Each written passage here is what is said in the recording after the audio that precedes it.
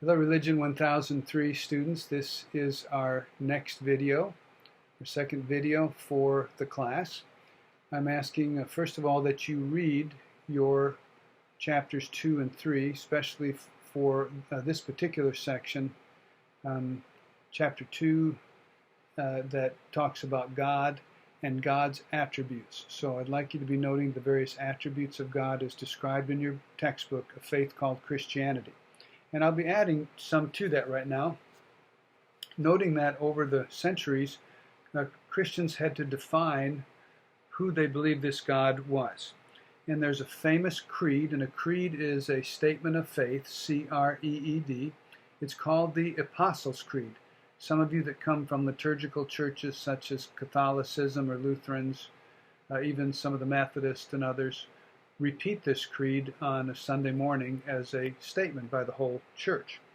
And the creed has several statements about God that we're going to note, that Christians believe. And the first is that Christians just believe that there is a God. There is a God out there. It says, I believe in God.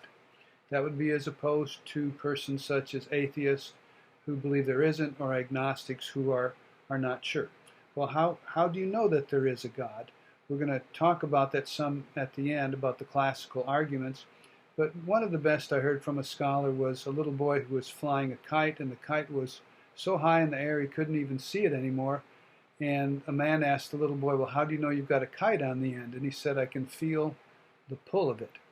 And there's something about the pull that we just sense that there's more to life than just what is here, that there's a God out there. And so there is the belief that there is a God. That would be the first one, that we believe that there is a God. In fact, you know the Bible doesn't even try to prove it. It doesn't try to prove that there's a God. The very first words of Scripture, in the beginning, God. There is God. God is always there. That's called God's pre-existence.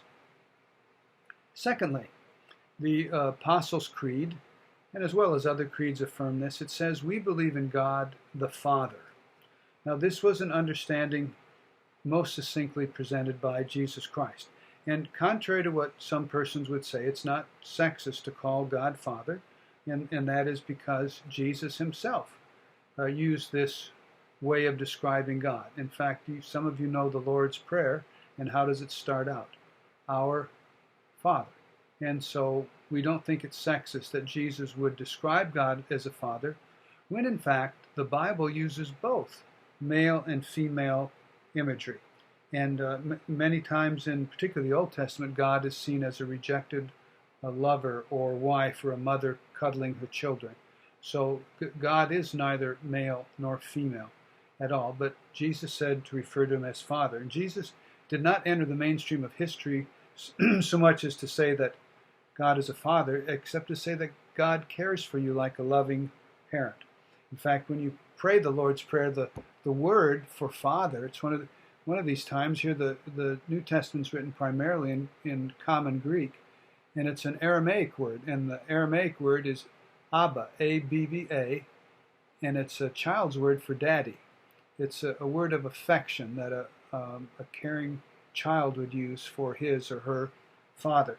And that was a somewhat opposed, or at least a different perspective from that of the Jewish background that Jesus came out of, where God was to be feared. God was to be obeyed. And Jesus puts a face on God. In fact, some have said Jesus is the best snapshot that God ever took of himself. And he says he's like this daddy who cares for you and is interested in you. So that's the second one. The third would be to say that Christians believe in God the Father Almighty.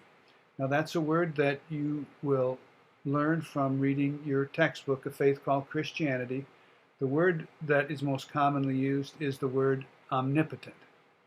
Omnipotent. Omnipotent. Potent meaning powerful. God is all powerful.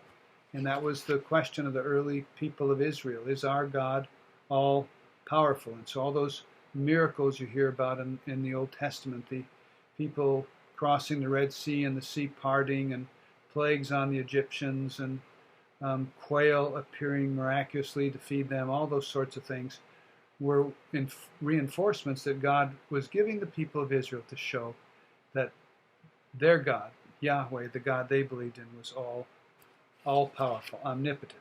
That would be the third. We believe in God the Father Almighty, and then next it would be God the Father Almighty, the maker of heaven and earth. The maker of heaven and earth. Let's be fair about this. The Bible, the Scripture, gives no thought to some type of evolutionary rise of humankind.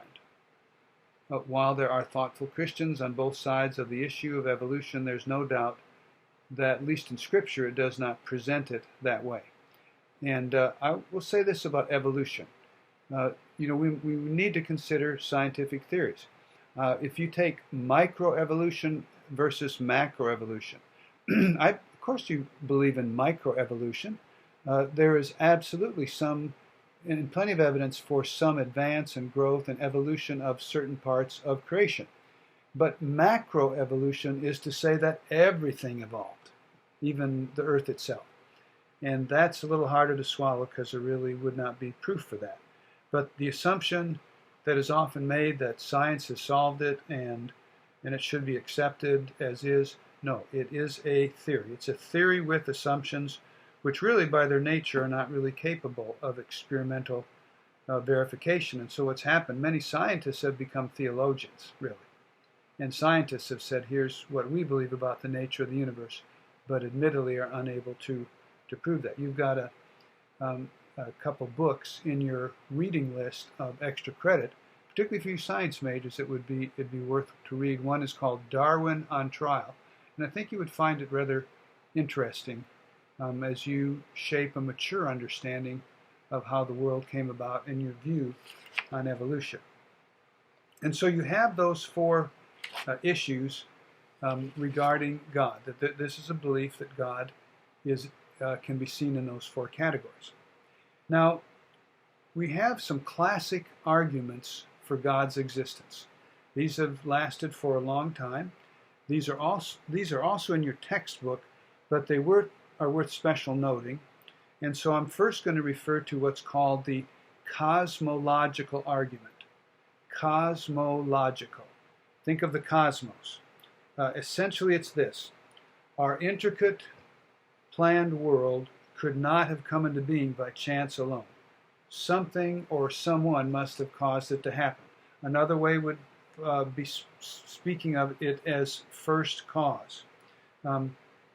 If you see an effect from something as the earth, there must have been something before that, and something before that, something before that. Sort of like a series of dominoes. What was the first cause that brought everything into being? And for people of faith, they say, well, that would be God. That would be God. That's just one argument, one way of thinking of it.